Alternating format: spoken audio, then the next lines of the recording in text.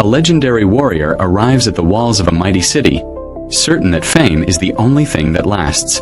In the chaos of war, he meets a brave young woman inside a sacred place, and her words hit harder than any blade. As pride, loyalty, and fear collide, both of them are pulled into a dangerous argument that could change how they see strength forever. The battlefield is loud, but the real fight is personal, and it's only beginning. Chapter 1. The Man Who Couldn't Be Touched. I first saw Achilles on the morning the sea looked like steel. He was 33, built like a weapon, and calm in the way only dangerous men can be calm. People around him spoke in nervous half-sentences. As if even their words might offend him, he didn't talk much. He didn't need to. His record spoke for him. Battles won, champions dropped to the ground, and a reputation that made soldiers stand taller just because he was nearby. But I noticed something most people missed. When the cheering stopped, when the armor came off, there was a silence in him that didn't feel peaceful. It felt hungry. A commander in the camp, older, louder, always chasing approval, pushed him like a tool. "You were made for glory," the commander said. "The world will remember one name." Achilles stared into the distance, like the future was a wall he meant to break through. "The world forgets," he answered. "So I'll give it something it can't." That's what drove him. Not just victory, but proof. Proof that his life mattered. Proof that he was more than blood and bones. But even the strongest men carry a weakness. Achilles' weakness wasn't fear. It was pride, the kind that makes you think you're alone, even when an entire army stands beside you. Chapter 2. The Temple and the Flame. The city's walls didn't fall quickly. They fought back hard. Steel rang all day. Smoke covered the sun. And in the middle of that chaos, Achilles walked into a temple like he belonged there, like no god would dare challenge him. That's where I saw her. Briseida. She was 24, and she didn't look like a soldier. She looked like someone who had learned to survive with nothing but courage and a clear mind. She wore simple clothing, dust on the hem, and a steady glare that didn't flinch. She should have been terrified. Instead, she spoke like a person who had already lost enough to stop being afraid. "You bring war into sacred places," she said. Achilles glanced around at the statues and candles, then back to her. "Sacred doesn't stop steel." Briseida stepped forward. "No, but it should stop you." That sentence landed heavier than any spear. Not because it threatened him, but because it judged him. Most people begged Achilles. She didn't beg. She challenged. He could have ended the moment with force. Instead, he asked, "Why do you speak to me like that?" "Because everyone else is lying to you," she said. "They call you great, but they don't ask what greatness costs." Achilles' face didn't change much, but his eyes did. For the first time, I saw doubt slip through his armor. Chapter 3. Training the Body Facing the Self. The next days felt different. The war continued, but Achilles moved like a man carrying an invisible weight to dawn. He trained alone on the beach, striking at the air as if it had offended him. He wasn't just practicing. He was punishing himself. Every swing said the same thing. Be better. Be untouchable. Be enough. Briseida appeared more than once, always careful, always alert. One morning she offered him water. He hesitated, like accepting kindness was more dangerous than taking a hit. "You don't have to live like you're only a weapon," she told him. He gave a short laugh. "That's all I've ever been praised for." "That's not praise," she answered. "That's use." Later, a quiet advisor in the camp tried to reach Achilles in a different way. He spoke about purpose, about the kind of legacy that doesn't require bodies on the ground. Achilles listened, but his pride fought back. "Men remember names," he said. The advisor replied, "They remember stories. And the best stories are about who you became, not who you destroyed." That night, Briseida and Achilles sat near a small fire. The argument finally surfaced in full. She accused him of chasing fame like it was a cure for emptiness. He accused her of not understanding what it means to be born for battle. She didn't back down. "You can be strong and still be human," she said. His voice dropped low. "And if being human makes me weak?"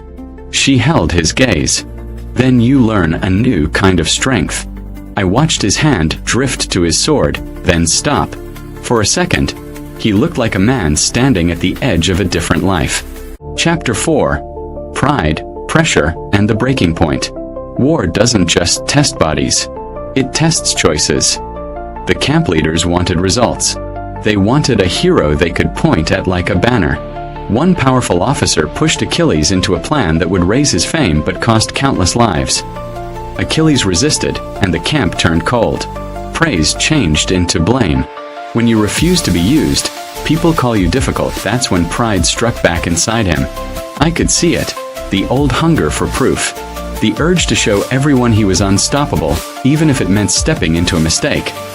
Briseida confronted him near the camp gate. Her voice wasn't soft. It was urgent. "You're letting them pull your strings," she said. Achilles snapped. "You think I don't know that?" "Then act like it," she said. "Act like a man who leads himself." He took a step closer, anger rising. "You want me to be gentle in a world that eats the gentle?" Briseida's eyes didn't move. "No. I want you to stop confusing cruelty with strength." That line hit the center of the argument. What kind of man was he becoming? For a moment, Achilles looked ready to walk away from her, from the doubt, from everything that forced him to feel. Then something unexpected happened. He lowered himself, bringing his face closer to hers, eye level, not towering over her. Not dominance. Humility. And in that posture I understood the real battle. Achilles wasn't fighting the city. He was fighting the version of himself that believed worth must be earned through blood. Chapter 5. The Choice in the Smoke.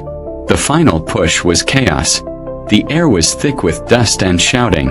The city groaned under fire and steel. Achilles moved through the fight like a storm, but not like before.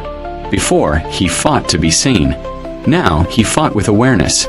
Watching more than targets, watching consequences. I and the ruins. I saw Briseida helping wounded civilians, refusing to run even when fear tried to drag her away.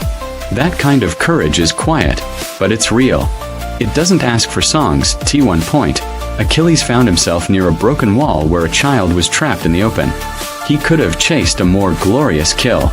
That would have fed the old hunger. Instead, he stepped between the danger and the child, lowering his sword, raising protection over victory. That moment wasn't loud, but it was a turning point. Later, through the smoke, Achilles and Briseida spotted each other across the rubble. Time slowed. The argument between them wasn't finished. The questions weren't solved. But something had changed.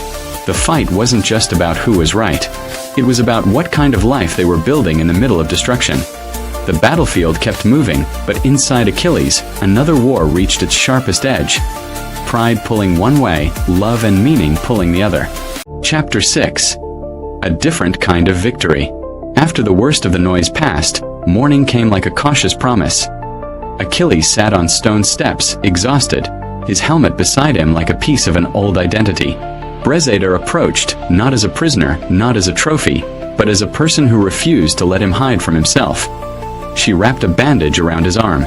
Her hands were steady. "You can't keep living like you're already dead," she said quietly. Achilles stared at the horizon. "I thought glory would make me feel real." "And did it?" she asked. He didn't answer right away. When he finally spoke, his voice sounded less like a legend and more like a man. "I don't know what I'm supposed to be without it." Briseida nodded once. "Then build it. Step by step. Not for songs. For your life." I watched them stand near an open gate, looking toward a road that could lead anywhere. Behind them were the ruins of old choices. Ahead of them was uncertainty, honest uncertainty, the kind you can shape with discipline and truth, and no matter what happened next, I understood the lesson. The strongest people aren't the ones who never fall. They're the ones who stop lying to themselves about why they fight, and who they're becoming along the way. If this story moved you, subscribe to the channel so you don't miss the next video. Activate notifications so you're the first to watch new uploads. Give this video a like if you want more motivational stories like this. Comment what lesson hit you the hardest, and share this video with someone who needs strength, direction, and hope today.